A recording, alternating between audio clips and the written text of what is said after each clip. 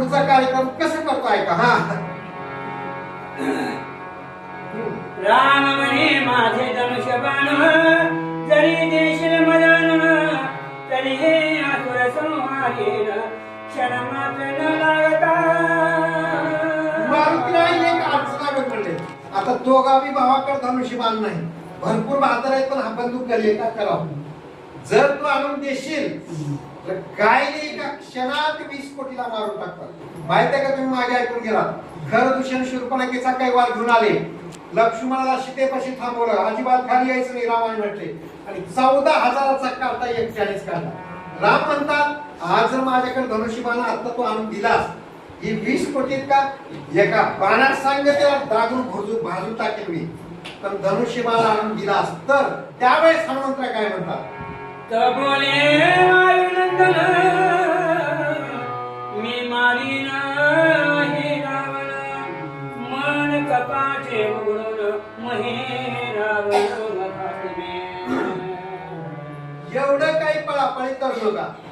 हनुमंतराय म्हणतात ठीक आहे, आई रावणाला मी मारतो, तुम्ही मही रावणाला मारायचं. पण कसं?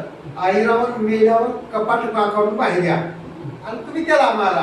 हनुमंतरायानं बुद्धी सांगितली, युक्ती सांगितली, आणि एकदम तिघ माणसं उठून असे 20 कोटीवर पडू शकतात का? पडू शकत नाही. बुद्धीच्या बळाने युक्तीने युद्ध करायचं ना.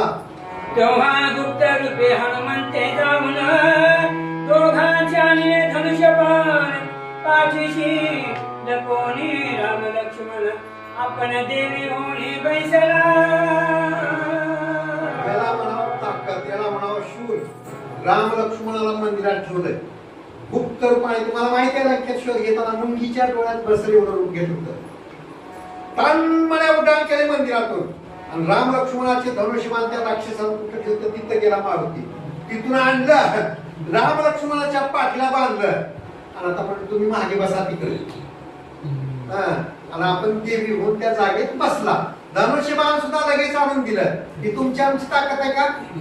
शरीर वज्रांशे कवळी ब्रह्मांड झोपच आहे, शेपटीनं आळालेला तर पृथ्वी पालती घाली. एवढं सामान त्याच्या मारुतीमध्ये आहे. त्याचं काय वर्णन करावं? त्या हनुमंतरायाने पुढे काय केलंय का? मग म्हणे